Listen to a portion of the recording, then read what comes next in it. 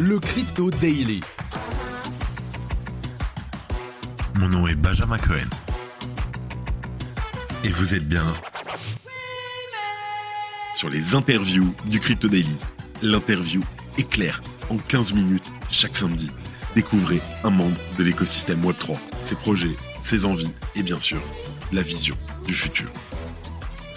Salut Abdel. Salut. Alors, je te remercie d'avoir accepté cette interview sur le Crypto Daily. C'est un plaisir pour moi de te retrouver, on s'est déjà vu quelques fois, afin de parler de ton expérience et de tes perspectives sur ce qu'on appelle aujourd'hui le Web3. Plaisir partagé et merci pour l'invitation. Ça fait toujours plaisir d'avoir des gens comme toi parmi nous. Je te propose de commencer directement cette interview avec la première question. Est-ce que tu peux te présenter, s'il te plaît, en 1 minute ? Donc moi c'est Abdel, je travaille actuellement chez Starkware. J'ai un background d'ingénieur en informatique, spécialisé dans la monétique, donc c'est tout ce qui est système bancaire, etc. J'ai travaillé pendant 8 ans dans le domaine fintech, dans le domaine du paiement bancaire. Ensuite je suis tombé amoureux des cryptos. J'ai décidé de me lancer à plein temps dans les cryptos. J'ai rejoint Consensus.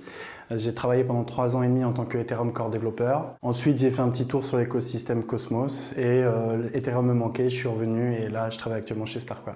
Ah, je savais pas que tu avais fait un tour, tu vois, chez Cosmos. Ok, combien de temps ? 1 an à peu près. T'as une petite citation qui t'accompagne dans la vie, que t'aimes Il y en a une que je trouve très belle et c'est une citation de Vitalik d'ailleurs. Qui est à peu près un projet avec des milliards de capital ne peut pas rivaliser avec un projet qui a une âme. Et c'est quelque chose qui résonne en moi. C'est aussi une des raisons pour lesquelles je suis autant convaincu de Starknet et de son écosystème, parce qu'il y a une âme qui est en train de se créer. Tu ne l'as pas dit, mais tu es aussi cofondateur de la fameuse EIP 1559 d'Ethereum qui amène le burn sur Ethereum. Ouais, tout à fait. Je suis co-auteur et champion de cette EIP. Champion, c'est la personne qui un petit peu s'occupe de, entre guillemets, faire le lobbying, de porter l'EIP jusqu'à son arrivée sur le mainnet. Et effectivement, c'est clairement ce qui a fait décoller ma carrière à plein de niveaux. Effectivement. Est-ce que tu peux nous raconter en vraiment 1 minute qu'est-ce que l'EIP 1559 ? Ouais. L'EIP 1559 est un changement dans la politique monétaire de Ethereum et particulièrement de son asset ETH. L'idée originelle, c'était de corriger un problème sur la politique de frais de transaction qui est son caractère imprédictible. Avant, ça fonctionnait avec un système d'enchères. C'est un système qui s'appelle le First Price Auction et c'est un système d'enchères dans lequel on va bider et c'est les transactions les plus qui rapportent le plus qui vont être prises par les mineurs, etc. Et ça introduisait énormément de volatilité dans les frais de transaction et c'est un système qui n'était pas prédictible et donc il était difficile pour un utilisateur et un wallet de déterminer un prix juste pour inclure une transaction. Donc cette EIP introduit une nouvelle chose qui est le burn d'ETH. Donc une grosse partie des frais de transaction est brûlée. Brûlée, ça veut dire qu'ils sont détruits de la quantité d'ETH en circulation. Ça, c'est quelque chose qui allait dans la poche des mineurs avant et du coup, ça, ce n'est plus le cas. Une grosse partie est brûlée. Et pourquoi c'est brûlé ? C'est pour éviter que les mineurs s'entendent pour faire gonfler artificiellement le prix de ce frais de base. Et la conséquence de ça serait que tout le monde paye plus cher et qu'il gagne plus. Donc la seule façon de pallier à ça, c'est de brûler ces frais. C'est vrai que ça m'est arrivé parfois de minter des NFT à 100, 120, 150 dollars juste de frais de transaction, on parle pas des frais. Ouais. Il y a eu une fameuse nuit aussi où il y a eu un gros mint, je crois, on était à presque 2 Ethers le mint. Ah oui, c'était le mint de Yuga Labs, je pense. Ouais, exactement. Ouais. Merci. C'est quoi aujourd'hui ton objectif pro le plus important ? C'est d'être capable de contribuer à corriger les problèmes de scalabilité d'Ethereum pour enfin le rendre accessible à tous déjà et aussi qu'il puisse fonctionner à grande échelle. Donc je crois beaucoup aux technologies zero knowledge, etc. Donc peut-être qu'on aura l'occasion de revenir dessus. Mais c'est vraiment ça mon challenge. J'ai fait un petit bout de chemin sur la partie Ethereum en tant que core développeur et je voulais voir maintenant un niveau au-dessus sur les layer 2 si je pouvais aussi apporter ma pierre à l'édifice pour contribuer à améliorer la scalabilité de Ethereum. Starknet est un layer 2. Tout à fait. Starknet est un layer 2. Parce qu'il y a beaucoup de discussions à ce propos. Ok. Starknet est un layer 2. Venant de toi, je le considère comme étant un fait. En parlant de Starknet et de Starkware, on va se pencher un petit peu dessus. Qu'est-ce que tu fais au quotidien chez Starkware ? Ouais. Ce que je fais au quotidien est différent de ce que je faisais déjà en arrivant chez Starkware. J'ai un petit peu changé mon rôle et mes responsabilités au sein de Starkware. À la base, je devais m'occuper vraiment de la partie écosystème. Donc au même titre que mon collègue Louis Guzman, qui est très connu dans l'écosystème Starknet et particulièrement français. Et ça consistait principalement à contribuer à l'expansion de l'écosystème en discutant, en communiquant beaucoup avec les développeurs qui construisent des applicatifs, etc., les aider à se lancer dans l'écosystème, et un peu un mix entre un rôle semi-éducation et semi-accompagnement technique. Donc c'était un rôle beaucoup ambassadeur, beaucoup de communication, etc. J'ai eu un petit peu la nostalgie du code, entre guillemets. Je voulais pas perdre cette fibre et continuer à builder. Donc on a discuté en interne et j'ai proposé quelque chose. J'ai proposé la création d'une nouvelle équipe au sein de Starkware qui s'appelle la Team Exploration. Et donc aujourd'hui je suis le lead de cette nouvelle team. Donc je pourrais parler potentiellement après de ce qu'on fait, mais voilà, mon rôle a un peu changé. Donc maintenant je dirige la Team Exploration et je reprends un petit peu une ADN codeur build, tout en gardant le côté ambassadeur, mais beaucoup moins qu'à mes débuts chez Starkware. D'accord. À quel moment tu es devenu passionné par ton domaine d'expertise ? Je dirais vraiment la passion mordue à fond, c'était en 2015 lorsque j'ai découvert Ethereum. Donc j'avais déjà, je joue un petit peu avec Bitcoin dès 2011. Je fais joujou, lancer des nœuds, etc., analyser le code. Et j'avais déjà accroché à la philosophie, l'idéologie de la décentralisation, de la désintermédiation. Mais si tu veux, ça n'avait pas suffi à me dire j'y vais à fond, quoi. J'y croyais, je me suis dit ouais c'est ouf, il y a quelque chose, c'est vraiment disruptif. Mais je ne sais pas pourquoi, je ne saurais pas trop l'expliquer, ça n'avait pas suffi à m'achever pour me dire il faut que j'y aille, etc. Donc je continue à regarder, mais sans plus, pas au point de me dire je quitte tout et je vais dans le domaine. Et c'est vraiment quand j'ai découvert Ethereum en 2015, j'avais été d'ailleurs avec mon CTO de l'époque dans la boîte dans laquelle je travaillais, dans la boîte FinTech. Il m'avait emmené dans une conférence Ethereum, quelle erreur il n'a pas fait. Donc c'était avant la sortie d'Ethereum, donc justement ça présentait l'idée de ce qu'était Ethereum avec des cas d'utilisation, etc. Et je suis sorti de cette conférence vraiment en mode c'est une révélation. Et à partir de ce moment-là, j'avais qu'une idée en tête. Je me suis dit, c'est là qu'il faut que j'y aille. J'ai mis, je pense, 2 ans et demi de plus avant de quitter ma boîte parce que j'avais un petit peu des attaches, parce que c'était ma première grosse boîte. C'était une boîte un peu start-up familiale. Donc j'ai d'abord essayé de les convaincre qu'il y avait un truc à faire. Parce qu'en plus, on avait l'avantage, on avait des clients dans le domaine bancaire, etc. Et il y avait des choses à expérimenter. On a fait des mini-POC, Bitcoin, Crédit Agricole, mais je sentais que la boîte, ils y croyaient pas. Ils pensaient que c'était une bulle et moi, j'étais convaincu. Donc au bout d'un moment, je suis parti, quoi. Tu nous disais Bitcoin en 2011. Comment tu l'as découvert ? Comment tu as découvert Bitcoin en 2011 ? Ouais, j'en avais même entendu parler la première fois en 2010 d'ailleurs, quand j'étais encore en école d'ingénieur. Tu sais, il y a souvent par binôme, on doit faire des présentations sur des sujets, etc. Et il y avait un binôme qui avait présenté Bitcoin devant la classe, etc. Ce qui est marrant, c'est qu'à l'époque, la classe d'ingénieur, globalement, on a tous pris ça un peu comme une blague au début. Tout le monde se sont foutus de leur gueule, vraiment. Hein. Et moi, le premier, je pense qu'à ce moment-là, je me suis dit, mais qu'est-ce qu'ils racontent avec leur Bitcoin, qu'est-ce que c'est, etc. Malheureusement, ce qui m'a biaisé dans le mauvais sens, c'était que les 2 élèves qui l'avaient présenté, ils n'étaient pas réputés comme les plus... c'était un petit peu des bonnets d'âne de la classe, si tu veux. Ça n'aide pas. J'aurais dû mieux prêter attention. Donc 2010, j'ai entendu parler, mais rien de plus. Et c'est quand j'ai commencé à travailler, 2011 et vraiment 2012, que là, j'ai mis les mains dedans. Toujours sur l'aspect tech d'abord, donc le white paper, etc. Et directement, j'ai commencé à regarder le code, lancer des nœuds, etc. J'ai aussi, à l'époque, lancé du mining un petit peu sur différents trucs, et même après sur les Peercoin, Litecoin, etc. Mais voilà, c'est comme ça que j'ai commencé un petit peu à faire joujou avec. Incroyable. C'est aussi à ce moment-là où t'es devenu... c'est quand tu t'es rendu compte que ça marchait que t'es devenu ouf. Ouais, là je me suis dit, ok, d'accord, c'est pas qu'une idée. Ce qui était intéressant, c'était que, au-delà d'une idée qui paraissait un peu folle, magique, etc., derrière, ça s'est rapidement construit avec un système qui marchait, voilà, avec un système décentralisé en peer-to-peer, et ça fonctionne en fait. C'est ça qui est beau. Quel a été dans ta vie ton principal échec ? Alors, dans ma vie professionnelle, je pense que la petite parenthèse que j'ai fait sur l'écosystème Cosmos, il aurait été mieux de ne pas la faire rétrospectivement. J'ai quelques petits regrets à ce niveau-là. Donc bon, j'ai découvert l'écosystème Cosmos et j'ai bien aimé la tech et j'ai appris des choses. Mais globalement, ça m'a stoppé dans mon ascension, entre guillemets, dans le sens où j'étais arrivé à l'issue de mon travail sur le IP 1559 au sommet de mon art, entre guillemets. J'étais vraiment à fond dans l'écosystème Ethereum. Je travaillais avec des gens brillants, etc. Et j'étais sorti de ce travail-là un peu fatigué parce que c'était éreintant comme travail. Et à ce moment-là, je me suis dit, bon, j'ai fait le tour. Je croyais, quelle erreur, je croyais que j'avais fait le tour sur Ethereum, mais c'était pas du tout le cas. Et donc, j'ai voulu faire cette parenthèse. Et bon, j'ai été sur un projet Cosmos, j'ai fait des choses, etc. Mais globalement, j'ai potentiellement régressé à ce moment-là. J'ai potentiellement aussi perdu en motivation. J'avais plus la même niaque que quand j'étais sur Ethereum. J'avais plus la même volonté de transformer le monde, de changer le monde. Et je me sentais plus en accord avec moi-même, avec mes principes. Et c'est pour ça qu'après l'appel du retour, du comeback a été trop fort et je me suis dit non, c'est pas là où je dois être. Je l'ai vécu au début assez mal et après je me suis dit ok, c'est pas grave. J'ai entre guillemets perdu un peu de temps, même si j'ai jamais perdu parce qu'un apprentissage c'est toujours une victoire. Donc je suis pas trop resté longtemps dans cette phase-là et très vite je me suis dit ok, il va falloir que je m'y remette à fond. Et là ce que j'ai fait, je me suis remis à fond dans une phase où en mode où je suis redescendu d'un étage en me disant ok, peu importe ce que j'ai fait avant, maintenant je dois refaire mes preuves, je dois revenir et je dois reprendre ma place. Et donc je me suis remis en mode à fond sur les fondamentaux, et je me suis mis en mode grinta, la volonté de tout casser. Et voilà, j'ai su repartir, mais c'est vrai que je pense que j'aurais pu très vite m'enliser dans une routine et m'embourber dans quelque chose qui était plus en accord avec moi-même et j'aurais plus le même impact que j'espère avoir aujourd'hui. On va se recentrer un peu plus sur Starknet, Starkware et surtout les ZK Rollup. Est-ce que tu peux nous expliquer déjà très facilement qu'est-ce qu'un ZK Rollup ?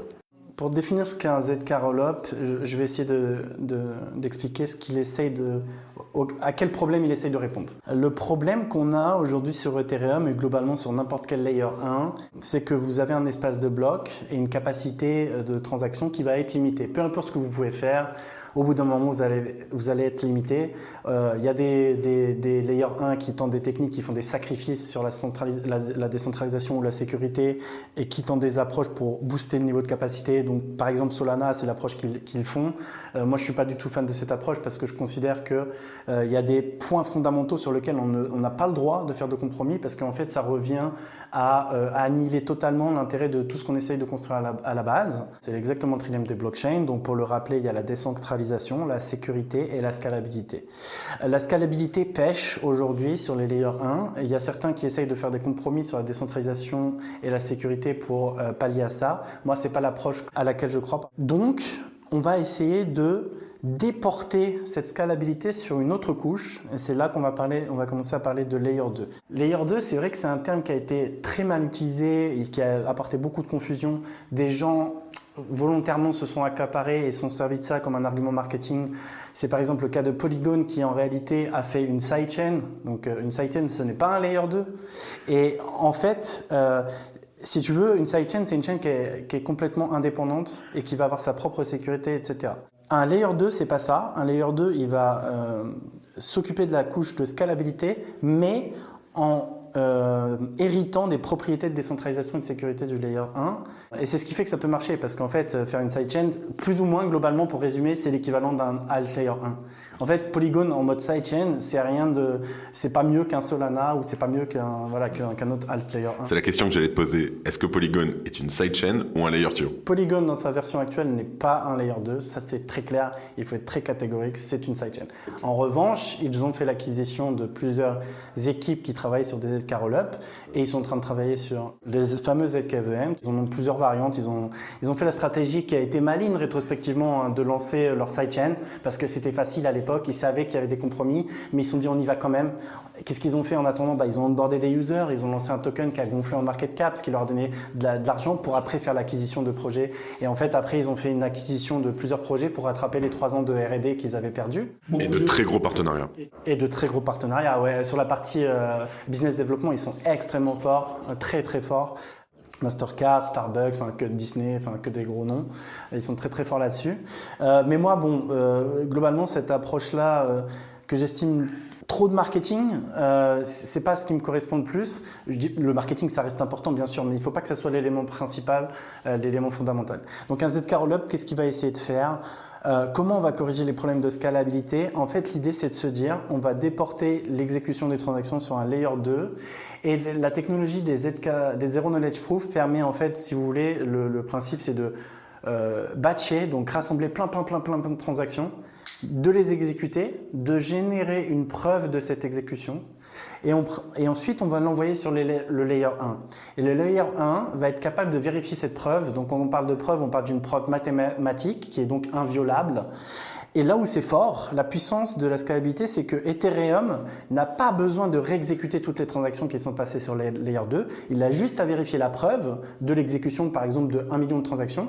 Et pourquoi ça scale ? Parce que la vérification de ces preuves est exponentiellement plus petite que réexécuter les transactions. En quoi ça va améliorer l'expérience utilisateur en termes concrets En termes concrets, des transactions qui seront beaucoup moins chères. Donc ça, c'est la première chose. Ensuite, on peut espérer augmenter la capacité transactionnelle de Ethereum dans son ensemble, c'est-à-dire moins de congestion du layer 1. Il faut considérer que l'espace de blocs, c'est quelque chose de rare. Et ça doit le rester. Et c'est bien que ça soit rare. Mais tellement elle est précieuse et tellement elle est rare, il faut l'utiliser de manière optimisée. Et c'est pour ça qu'Ethereum s'oriente pour devenir uniquement un layer de settlement. Donc à terme, la vision, c'est que les utilisateurs ne vont pas faire des transactions directement sur Ethereum, mais plutôt sur les L2. Et tous les L2 qui vont cohabiter, c'est eux qui vont faire des transactions avec Ethereum, ils vont lui louer de l'espace de bloc, mais chacun de ces layer 2 va développer son écosystème, va onboarder des utilisateurs, etc. Donc, améliorer les problèmes de congestion du réseau, etc., optimiser l'utilisation de la gestion des blocs, avoir des transactions moins chères, mais il y a aussi quelque chose de très intéressant, c'est que sur un L2, globalement, on n'a pas les mêmes contraintes que sur un L1. Et c'est ce qui fait qu'on peut innover beaucoup plus facilement, parce que la gouvernance du protocole est plus simple sur un L2, il n'y a pas les mêmes problématiques, etc. Et nous, par exemple, chez Starknet, on a innové, on a fait des choses qui sont radicalement différentes de ce qui se passe sur Ethereum, notamment sur la gestion des comptes, etc. Donc on a des technologies qui vont permettre, en termes d'expérience utilisateur, de faciliter l'onboarding des nouveaux arrivants. Par exemple, pour donner des exemples concrets, vous savez, créer un wallet, c'est compliqué pour un nouvel arrivant. Il faut sécuriser sa seed, des mots, etc. Ça peut être perturbant. Et là, on peut imaginer des nouvelles techniques pour onboarder les gens avec des mécanismes d'authentification qui sont plus proches de ce qu'ils connaissent. Voilà, des choses qui sont plus simples. Et on peut avoir des nouveaux mécanismes. Pour donner un exemple, sur Starknet, il y a des gens qui ont fait un système dans lequel vous allez pouvoir interagir avec des smart contracts en déverrouillant votre téléphone avec votre Face ID, en fait, tout simplement. Ouais, et ça, c'est très puissant. Il y a eu une démo qui marchait très bien pour faire un mine de NFT comme ça, en développant son Face ID de manière prouvée, et du coup, tu n'as même pas besoin de site, tu n'as besoin de rien en fait. Waouh, ouais. Impatient que ce soit démocratisé, ouais. Ça. Ok, super, merci Abdel. Si je résume bien, ouais. Tu fais le IP 1559, tu changes à Cosmos. Cosmos, ça te gave un petit peu au fil du temps, enfin, t'es pas heureux. Et tu reviens donc sur Ethereum, mais tu décides d'aller sur Starkware, c'est bien ça? La phase de décision, elle a pris quand même un peu de temps pour savoir où je voulais aller. J'avais plusieurs options.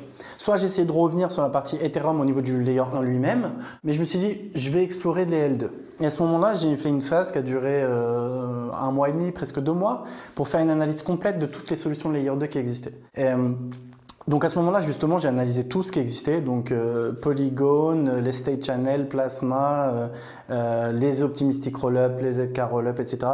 Et de fil en aiguille, ma conclusion a été claire. Pour moi, celui auquel je croyais le plus à cette époque, et ça c'était avant de rejoindre Starkware, parce que oui, j'ai fait un petit raccourci, je suis pas allé tout de suite chez Starkware, j'ai d'abord été cofondateur d'un projet qui s'appelle OnlyDust. Et justement, dans le cadre de OnlyDust, on devait choisir un layer 2 sur lequel partir. Et c'est là que j'ai fait cette fameuse analyse.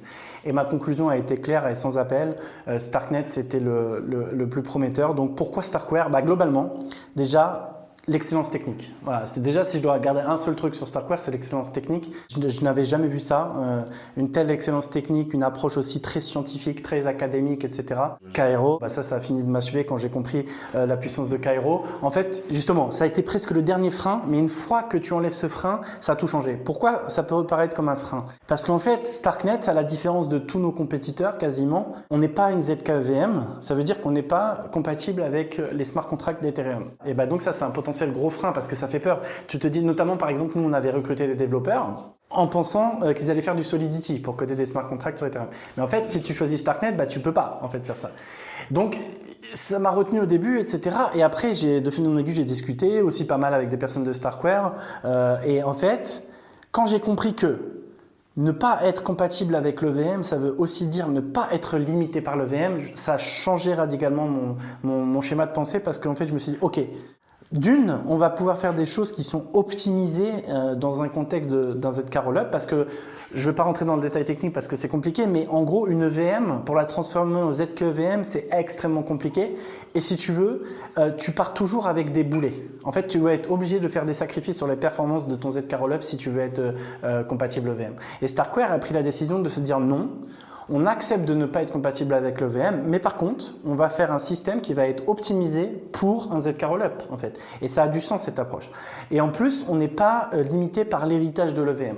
Parce que l'EVM, elle avait, à l'époque, quand elle a été designée, elle n'avait bien sûr été pas conçue pour être un jour fonctionner dans un environnement zero knowledge. Ce qui fait que les choix qui ont été faits à l'époque, si on devait les faire maintenant avec l'état de l'art du domaine des zero knowledge, on n'aurait pas du tout fait les mêmes choix. Exactement. Tu crois qu'on serait parti où si on devait faire Ethereum aujourd'hui ? Bah, je pense qu'on serait directement parti sur abandonner l'idée qu'on puisse faire les smart contracts sur le L1 directement et se focaliser pour le rendre très robuste pour que des layers 2 se greffent dessus dès le début. Et ça a mis du temps avant d'arriver là. Maintenant, on pivote un peu Ethereum et s'oriente vers ça. Mais si on avait su maintenant, oui, on serait parti directement sur un socle de base qui favorise que des layers 2 se construisent par-dessus. Et donc, c'est ça qui m'a séduit chez Starkware, de se dire, OK, on assume ce choix-là, on va designer un système le plus efficace possible. Et Cairo, bah, en fait, c'est ça représente bien la philosophie de Starkware. Ça a été la création d'un nouveau langage qui est vraiment fait pour fonctionner dans un environnement zero knowledge proof. Et ce qui fait qu'on n'a pas les boulets que se traînent les choix passés de l'EVM. Et tous nos compétiteurs, ils devront toujours payer le poids de ces choix, en fait. Ok, je comprends. On en parlait un peu plus il y a une minute du langage Cairo. Qu'est-ce que ce langage apporte en plus et c'est quoi ses atouts ? Ce qui est intéressant avec Cairo et ce que j'adore moi personnellement, c'est qu'en fait, je suis convaincu que le domaine des zero knowledge proof, il va chambouler énormément d'industries et pas que la blockchain. Ça commence par la blockchain parce qu'il y a plus d'incentives économiques à commencer par là, forcément. Mais ça va chambouler toutes les industries. Donc que ce soit l'intelligence artificielle, l'internet des objets, le médical, le militaire, etc. Je suis convaincu que ça va changer le monde globalement dans son ensemble. Et la façon dont on appréhende les choses. Parce que c'est une nouvelle arme. Pendant longtemps, on commençait à avoir les prémices de ça, mais on ne pensait pas qu'on pouvait faire quelque chose qui permette de bâtir n'importe quel type de programme. Il y a déjà eu des gens qui ont travaillé dans le domaine des zero knowledge proof, etc. Mais c'était toujours sur des cas très précis. Donc faire un zero knowledge proof pour une transaction simple, etc.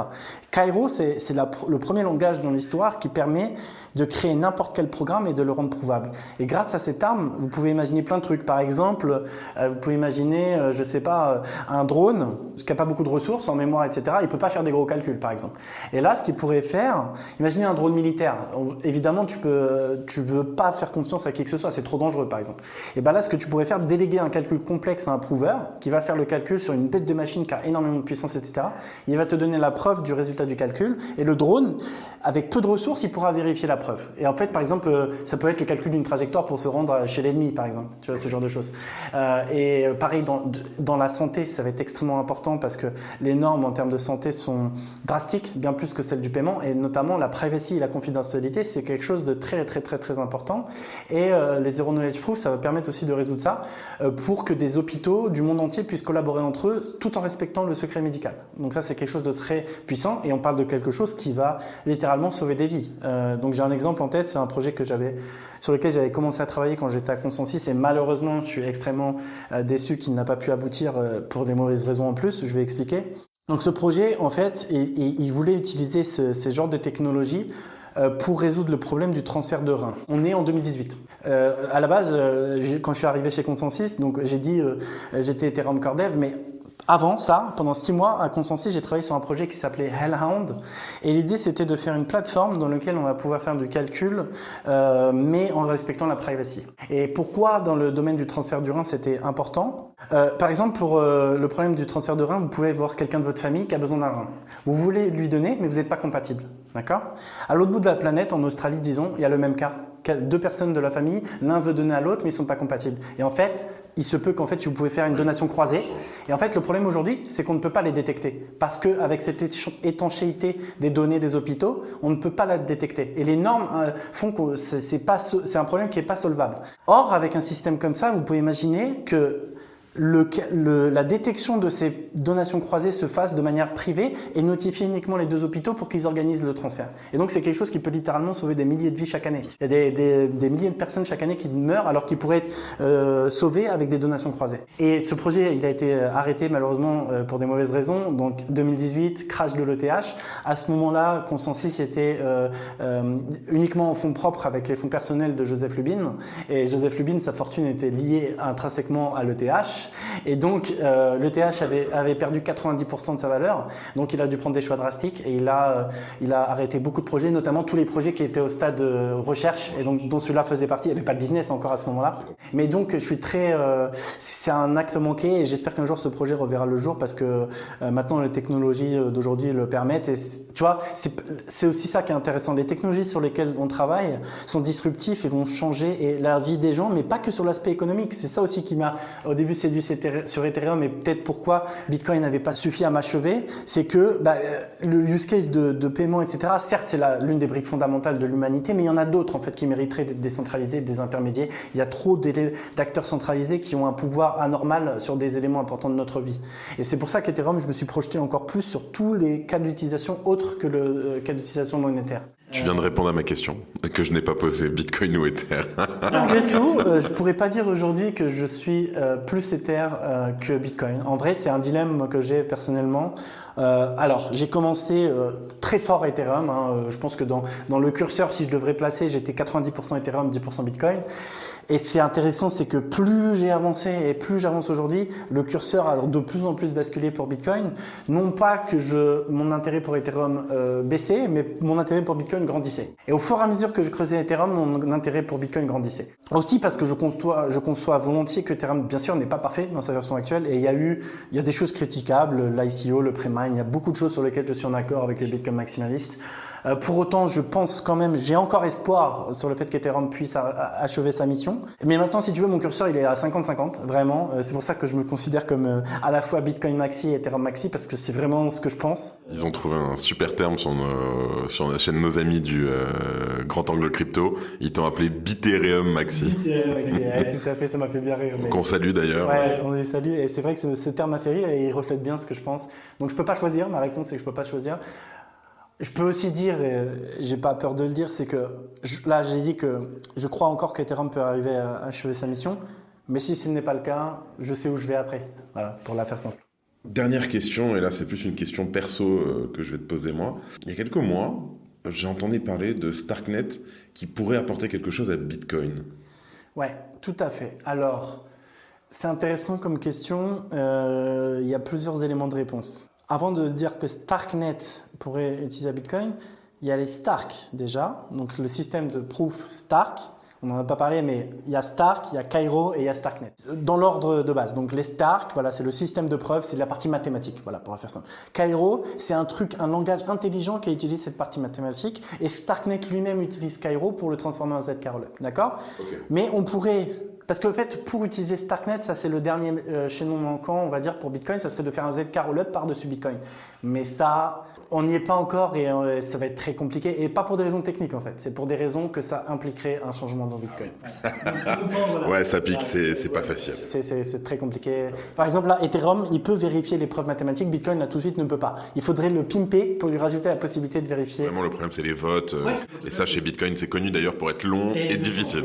Volontaire, c'est voulu que ça soit comme ça. Et c'est très bien parce que ça lui donne une propriété de robustesse, de stabilité, etc. Et de la confiance, parce qu'en fait, si on se dit le système ne change pas, on a confiance dans les règles. Donc ça, c'est intéressant. Alors, Starknet, on va le mettre, c'est dans 5 à 10 ans minimum, et encore, c'est pas sûr. Par contre, Cairo et les Stark, ça peut être dès maintenant. Et ça va être dès maintenant. On peut l'utiliser de manière intelligente sans changer Bitcoin. Donc ça, c'est le prérequis pour faire quelque chose avec Bitcoin, ne pas le toucher. Et par contre, on pourra l'utiliser pour certains cas d'utilisation. Par exemple, il y a un projet qui s'appelle ZeroSync, donc qui est construit avec Cairo. L'idée de ZeroSync, c'est d'utiliser Cairo pour prouver la chaîne Bitcoin. En gros, je vais vous la faire simple. Quand vous voulez intégrer le réseau Bitcoin avec votre propre nœud, Vous allez vous synchroniser avec vos pairs, d'accord? Avec les nœuds voisins, etc. Vous allez récupérer l'historique de Bitcoin. Mais qu'est-ce que vous allez faire finalement? Vous allez prendre tous les blocs depuis le Genesis et vous allez les exécuter un par un. C'est votre seule manière d'être sûr à 100% que la chaîne est valide. Avec les Zero Knowledge Proof et Cairo, vous n'avez pas besoin de faire ça. Si vous réimplémentez les règles de consensus de Bitcoin en Cairo, ça veut dire que vous pouvez prouver, et donc en fait vous pouvez prouver l'exécution de toute la chaîne Bitcoin en une énorme preuve avec un tout petit peu de ressources et beaucoup plus vite. Au lieu de prendre plusieurs jours pour synchroniser la chaîne, en 1 minute, vous pouvez vérifier l'intégralité de la chaîne Bitcoin. Donc ça, c'est des cas d'utilisation très concrets qui sont en train d'être construits et qui sont très prometteurs. On a des discussions aussi avec Rose Beef, qui est très connu dans l'écosystème Bitcoin. C'est le CTO de Lightning Labs. Donc, il est très impliqué dans le Lightning Network et aussi dans Taro. Et en fait, d'ailleurs, il va venir dans l'événement à Tel Aviv en février. Il sera speaker et il va parler un petit peu. J'invite très fortement à regarder son talk parce que c'est justement ça. Il y aura une rediffusion en direct. Franchement, regarde-le parce que ça va être une mine d'or parce qu'il va littéralement parler de comment les Stark pourront être utilisés dans l'écosystème Bitcoin de manière générale et comment précisément sur des cas particulier avec Taro, Lightning Network, on pourra l'utiliser. Donc, très bullish là-dessus. C'est aussi pourquoi j'ai misé sur Starkware, parce que je ne l'ai pas dit, parce qu'il y a Starknet, qui est le Zk-Rollup ultime pour Ethereum, mais il y a aussi la technologie sous-jacente qui est énorme, Stark et Cairo, qui, comme je l'ai dit, va chambouler beaucoup d'industries et peut être utilisé aussi sur Bitcoin. Donc, en fait, moi, c'est le match parfait, en fait. Si tu veux. C'est le fait d'avoir une technologie qui est aussi puissante que ça et qu'il y a un monde dans lequel, par exemple, Starknet, ça ne marche pas. D'accord? Il y a un monde dans lequel Starknet ne marche pas pour X raisons. Peut-être Ethereum lui-même, si Ethereum lui-même ne marche pas. Layer 2 sur Ethereum, c'est compliqué, tu vois. Voilà. Mais ça ne voudrait pas dire que Starkware n'a plus de sens pour autant, parce que sa technologie a une portée bien plus grande que construire un Zk-Rollup. Voilà. Mais écoute, je pense que c'est une très belle conclusion que tu viens de faire. Abdel, merci. Eh ben, merci à toi. C'était un grand plaisir. Et je tiens aussi à remercier Gabriel, qui n'est pas là aujourd'hui pour nous avoir aidés avec toutes les questions et avoir fait un petit peu de digue sur toi, Abdel. À très vite. Salut. C'était Benjamin pour le Crypto Daily. Merci et à très vite.